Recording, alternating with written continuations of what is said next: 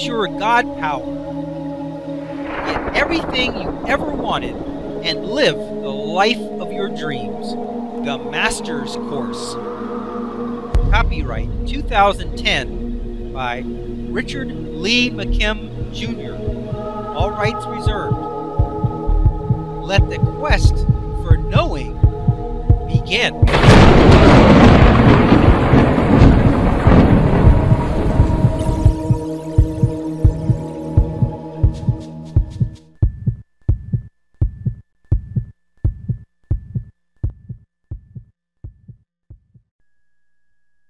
Question number 3. Resonance is a primary force, second only to A, the electrical force, B, the nuclear force, C, meanings and their frequencies, or D, gravity.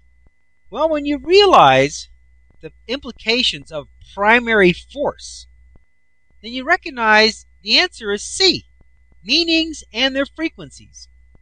Okay, these other forces, the electrical force, the nuclear force, and gravity force, they don't exist. They are manifested forces. Those are created, but they don't exist. They're not primary. Meanings are primary. Meanings create frequencies. That's primary. Now, resonance is secondary, because once you have a frequency, only then can resonance become effective. Only then can resonance do something. And basically the way it works is this. Meanings, creating frequencies, that's primary. That's where it starts. Creates a proton, creates a neutron, creates an electron, which then resonance and forms an atom, which has a frequency. And then molecules are formed, and then matter is formed. From matter comes such things as the electrical force. From electrons comes the electrical force. From matter comes gravity and nuclear force. All these other forces are all created, manifested, and generated, but they are not primary forces. Primary force is meanings and their frequencies. The secondary force after that is resonance. And from there, everything in the universe has been created. Those are primary forces. Now, if you think about this, this is wild. Because meaning is the primary, basic force of the entire universe. And that is the one thing you have the ability to alter, is meaning. You change the meaning of something with your God power, and you change what it is. You change what it becomes. If you were really good at it, you could change rocks into bread and water into wine and turn lead into gold and all that kind of stuff by just changing the meaning of what it is. But you don't have the confidence and the knowing to be able to do that yet. Maybe some of you do. But you have the ability to alter meaning, to create meaning, and that is the primary force of the universe. And resonance is what happens after there's a meaning, after there's a frequency. So resonance is the secondary force. It's a primary force, but second to meanings and their frequencies. Okay, question number 4. Resonance has the power to A, elicit a specific result from a situation, B, create mutual awareness, C, elicit responses from any distance or time, or D, all. Okay, think about it now. Resonance has the power. Well, the answer is D. Resonance is an amazing power. It's an amazing force. It has the ability to do all of those. Elicit a specific result from a situation? Absolutely. Once you have a certain meaning, a certain frequency, resonance will elicit a matching result from the situation.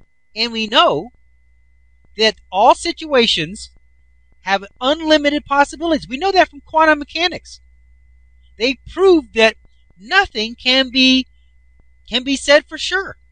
that everything is only possibilities at that level of creation. There are only possibilities, and the possibilities are unlimited. So how do you get a specific possibility? How do you get a specific result? Well, you call it out. You elicit it. That's the only way you can get one specific result from a situation or an event, or to get a specific result from changing matter into something. You got to call it out.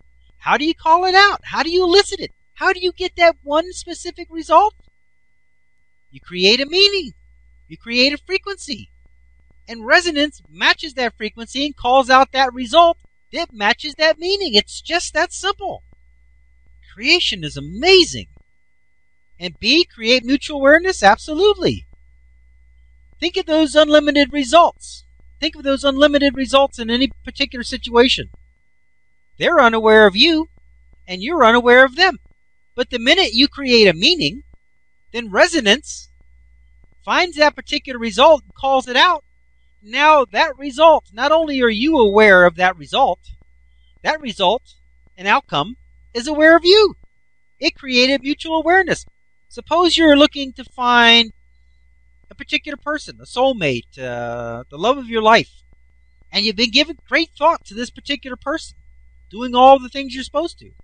Next thing you know, you meet somebody, and it's that person. It created mutual awareness. They see you, you see them, and a lot of times it's love at first sight, which seems like a coincidence, but it's not. It's just resonance. But it creates mutual awareness. And C, elicits responses from any distance or time. Yeah, distance is not real. Time is not real. Time is a function of matter. Distance is a function of matter. Haven't you ever been dreaming and driving somewhere or walking somewhere or running somewhere? How far did you go? You may have gone a long distance, but you traveled no distance at all. The only reason there's such thing as distance is a function of matter. If you have matter, you've got to have things in between. Matter's got to have a certain size, a certain dimension. If you're going to have matter and you're going to have a planet, it's going to have a certain size. It's going to be a certain distance. That's a function of matter, but it's not a primary. It's not reality. So, since meanings and frequencies are primary forces before matter, way ahead of matter, and resonance is way ahead of matter, because resonance is what it's creating matter, along with frequencies, then anything that's created a result of matter, like time and nuclear force and gravity and all that stuff and distance, they were all created by resonance. Resonance and frequencies and meaning. So anything having to do with time is a play toy of resonance. So anything can be elicited from any distance or time. Doesn't matter. Now, if you think that time is a factor and that something from the past can't be elicited now, or something from the future can't be elicited now, then it can't. But it's not because of time. It's because of your meaning that time is a limiting factor. It's your meaning that distance is a limiting factor. So it is your meaning that's limited. And so if your meaning starts out limited, then what resonance is able to elicit based on that meaning is going to be limited to the extent of the meaning. That's just how it works. But in reality, real reality, distance, time, nuclear force, gravity, all of that stuff, anything can be elicited. Those have already been created, and they can be manipulated. So the answer is D, all. Resonance has the power to elicit a specific result from a situation? Absolutely. That's what it does. Create mutual awareness? Absolutely. That's what it does. Elicit responses from any distance or time? Absolutely. It's a primary force. Resonance is what created distance and time after there was a meaning. So there is no limitations on what resonance can elicit. The only limitations on what resonance is going to elicit are the limitations that you impose by your meaning.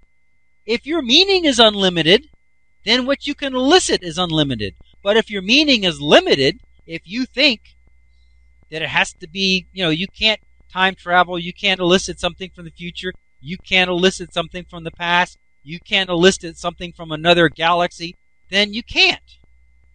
But if you know you can, and you can, then you can. Okay.